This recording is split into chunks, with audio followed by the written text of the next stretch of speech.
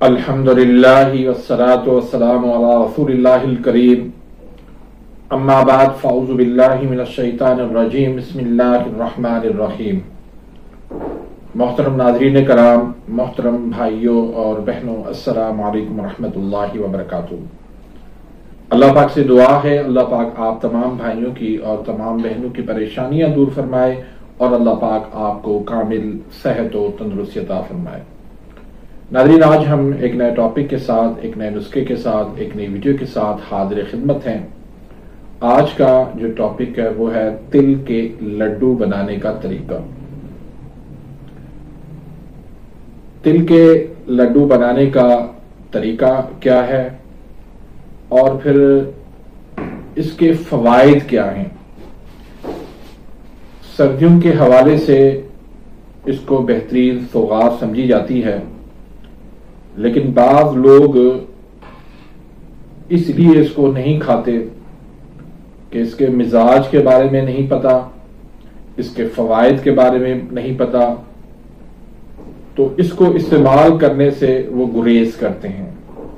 तो आज मैं एक ऐसा आपको तरीका बताता हूं जिससे इंशाअल्लाह हर बीमारी वाला, छोटा हो बड़ा हो, हर मिजाज वाला इसको इस्तेमाल कर सकता है। कोई इसका साइड इफेक्ट नहीं है, कोई इसका नुकसान नहीं है। हर उम्र में और हर बंदा इसको इस्तेमाल कर सकता है। इसके लिए आपने क्या करना है कि एक पाव आप गुड़ ले लें, देसी गुड़ ले लें, और एक पाव आप सफेद तिल ले लें और 100 ग्राम आप अलसी के बीज ले लें और 1 चम्मच आप देसी घी का ले लें। अगर देसी घी नहीं है तो कोई भी आप घी इसमें डाल सकते हैं। बनाने का तरीका क्या है कि सबसे पहले आप तिल को जो है वो फ्राई पैन के अंदर इसको आप भून लें। 2 से 3 मिनट इसको आप भून के इसको अलग रख दें। उसके बाद आप फ्राई पैन के अंदर गुड़ को डाल लें, इसको गर्म करें और इसके अंदर आप 1 चम्मच देसी घी का डाल लें और तकरीबन आधा कप आप पानी का डाल लें। इसको गर्म कर लें।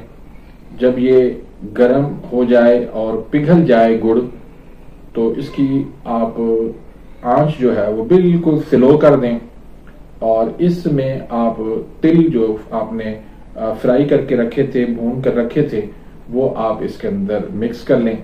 फिर इसको ठंडा होने दें। थोड़ा सा हल्का सा ठंडा हो जाए। बहुत ज्यादा जो है इसको ठंडा नहीं करना, वरना ये सख्त हो जाएगा। तो आपने क्या करना है, 1 गिलास पानी का भर के रख देना है। उसमें से अपने हाथ जो है वो भिगो के इसमें से आप जो है वो लड्डू बनाते जाएं। और अगर इसमें आप बादाम डालना चाहें तो 1-1 बादाम जो है वो इसके अंदर आप डालते जाएं। तो ये आपके लड्डू जो है वो तैयार हो जाएंगे। ये खाने में भी बहुत ज्यादा मजेदार हैं। इसके जो फवाइद हैं उसमें पेशाब का बार बार आना उसके लिए लाजवाब चीज है। और उसके बाद सर्दी का लगना, सर्दी की लगने की वजह से फिर नजला, जुकाम, खांसी, बुखार का हो जाना, चेस्ट इन्फेक्शन हो जाना, उसके लिए भी ये लाजवाब है। फिर कमर दर्द होना, पट्ठों में अकड़ाव खिंचाव होना, उसके लिए ये बेहतरीन है। फैटी लिवर के लिए बेहतरीन है। कोलेस्ट्रॉल के लिए बेहतरीन है। फिर हाई ब्लड प्रेशर वालों के लिए बेहतरीन है।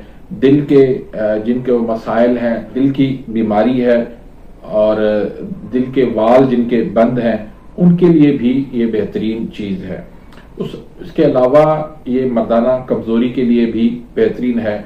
खवातीन के अंदर लिकोरिया का हो जाना और खवातीन के अंदर पीरियड्स जो है वो इरेगुलर हो जाना, फिर पीकोज का मसला हो जाना, हार्मोन्स का अनबैलेंस हो जाना, ये एक बेहतरीन इस हवाले से चीज है। ये आपके हार्मोन्स को जो है वो बैलेंस कर लेती है, चाहे वो मेल के हार्मोन्स हो, फीमेल के हार्मोन्स हो, उन दोनों हार्मोन्स को ये बैलेंस कर देते हैं। अलसी के बीज भी बहुत ज्यादा फायदेमंद है, गुड़ भी बहुत ज्यादा फायदेमंद है, फिर बादाम भी फायदेमंद है, फिर तिल जो है वो बहुत ज्यादा फायदेमंद है। तो ये एक आपके पूरे इम्यून सिस्टम को, कुव्वत मुदाफत को जो है ये मजबूत कर देता है। अगर आपको ज्यादा ठंड लगती है और ज्यादा सर्दी लगती है और जो है आपका ब्लड प्रेशर लो रहता है, तो उस हवाले से भी ये एक बेहतरीन चीज है। तो इसका साइड इफेक्ट कोई भी नहीं है। इसके अंदर हमने अलसी के बीज डाल दिए हैं।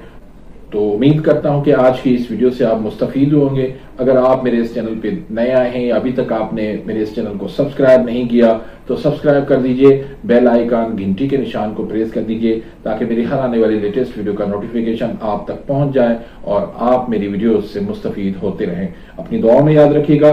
मिलते हैं इंशाल्लाह नेक्स्ट वीडियो में, तब तक के लिए इजाज़त। अल्लाह हाफिज।